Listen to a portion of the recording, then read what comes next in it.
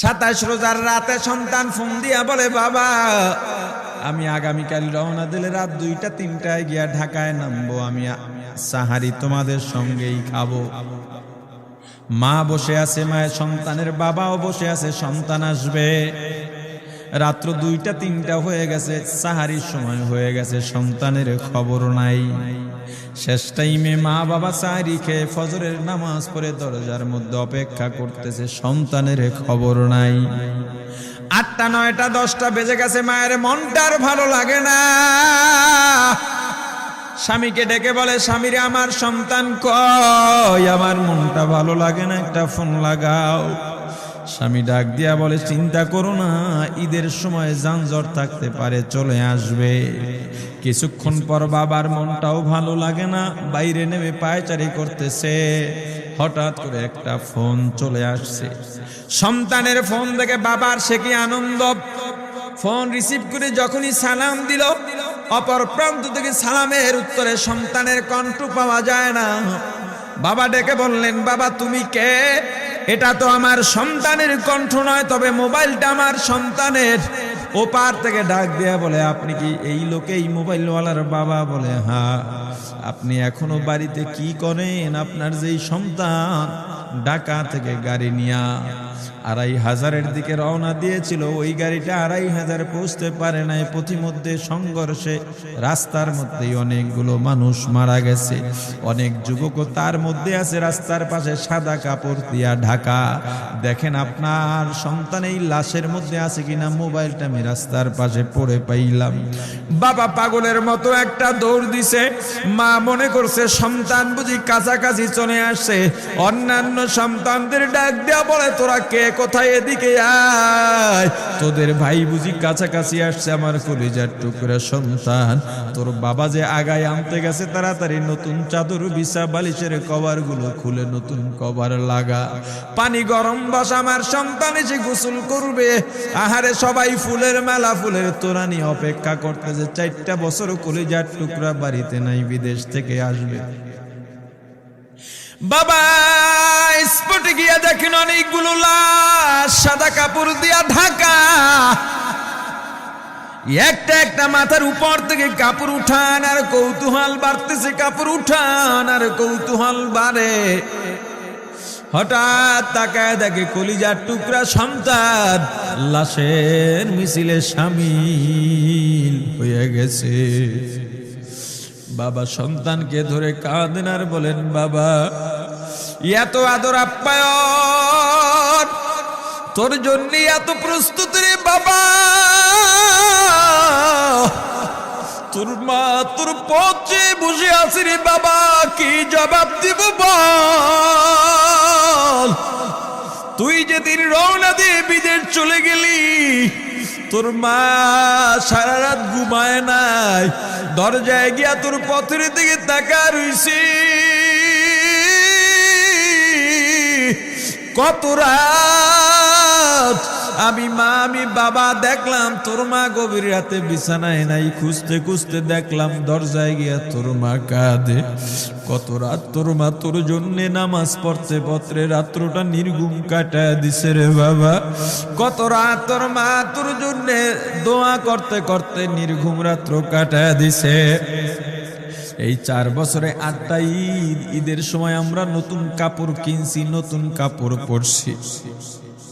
তোর মায়ের জন্য আমি নতুন শাড়ি এনে খাটের উপরে রাখলাম। ঈদের নামাজ পড়ে এসে দেখি কাপড়টা খাটের উপরেই আছে। তোর মা প্রথম ঘরেও নাই, মাঝের ঘরেও নাই, পেছনের ঘরেও নাই। খুঁজতে খুঁজতে গিয়া দেখি তোর মা কিচেন রুমে আছে। ওই নাস্তা নাড়াইতেছে, দুধ নাড়তেছে, দুধ উথলাইয়া পুইরা যাইতেছে, খবর নাই। আমি তাকায় দেখলাম তোর মায়ের 2 চক্ষু দিয়া টপ টপ করে পানি পড়তেছে। ডাক দিয়া বললাম, ওরে বিবি, ঈদের দিনে তুমি কেন কাঁদো? তোমার জন্য শাড়ি আনলাম, সেটাও কেন পরলা না? তোর মা জবাব দিয়া বলছে, রে স্বামী গো, আপনারা যখন নামাজের জন্য রওনা দিয়া গেলেন, আমার অমুক সন্তান আপনার সঙ্গে যায় নামাজ দিয়া নতুন পোশাক পরে নামাজে রওনা দিয়েছে, কত সুন্দর লাগছে দেখতে। হঠাৎ করে তাকায় দেখলাম আমার কলিজের একটা মানিক আপনাদের সাথে নাই। আমার মনটার ভালো লাগে না, আমি ফোন দিলাম আমার মানিকের কাছে। ফোন রিসিভ করে বলে, মা নাস্তা বানাইছি, খাইছি, এখনো ছুটিতে আছি, আনন্দ করতেছি, ঘোরাফেরা করতেছি, কিন্তু আমি মায়ের মন। আমি বললাম, বাবা তুই আমাকে পেটে ধরিস নাই, আমি তোকে পেটে ধরছি। আমাকে খুশি রাখার জন্য কত কথাই না বললি, ঈদের টাকা পাঠাইলি, তোর টাকা দিয়া তোর বাবা জামা কিনছে, তোর ভাইরা জামা কাপড় কিনছে, তোর টাকা দিয়ে পরিশ্রমের টাকা দিয়ে আমার শাড়ি কিনছে, গহনা কিনছে, কিন্তু তোর পাশে আমি হাতুড়ের বাড়ির শব্দ কেন পাই? আমার সন্তান বলতে চায় না, পরে বলে, মাগো কাজ করতে আসছি, টাকা নিয়ে কাজ করি, ঈদের দিনেও আমাদের ছুটি দেয় না। ওরে স্বামী বলে,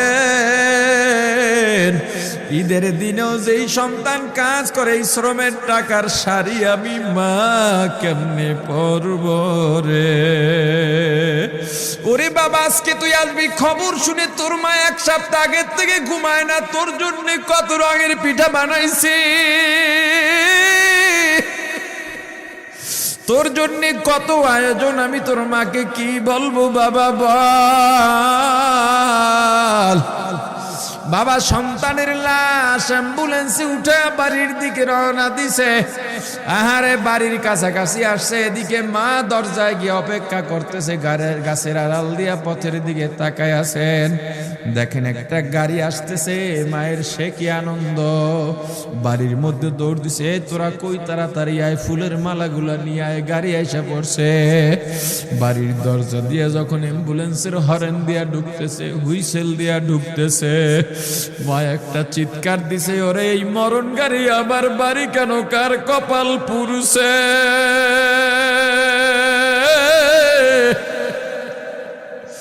অ্যাম্বুলেন্সের দরজা খুলে তাকায় দেখে কলিজার টুকরা সন্তান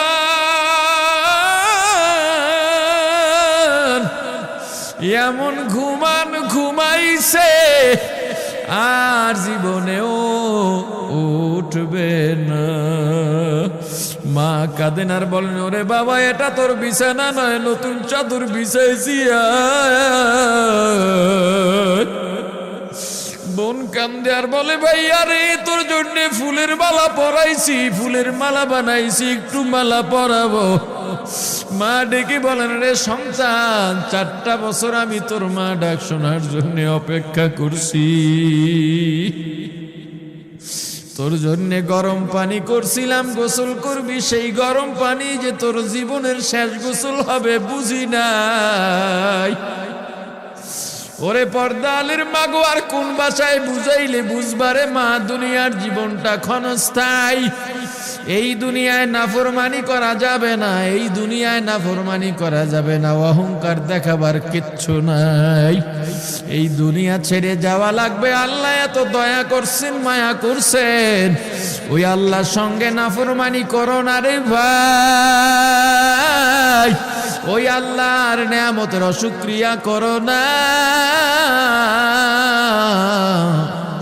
আল্লাহর নেয়ামতের শুকরিয়া আদায় করো, দুনিয়ার সব মোহ ত্যাগ করো, দলের মায়া ত্যাগ করো, দুনিয়ার মায়া ত্যাগ করো। এ আওয়ামী লীগ বিএনপি যারা করো, ক্ষমতায় যারা বারবার যাও, ক্ষমতায় তোমার দল গেলেই তুমি দাপট দেখাও, যুবকরে তোর 2টা পা ধরা লাগলেও পা ধরবো রে ভাই, এই ক্ষমতা কিচ্ছু না, দাপট কিচ্ছু না, ওই কিয়ামতের ময়দানের নাজাতের চেয়ে বড় দাপট আর কিচ্ছু নাই।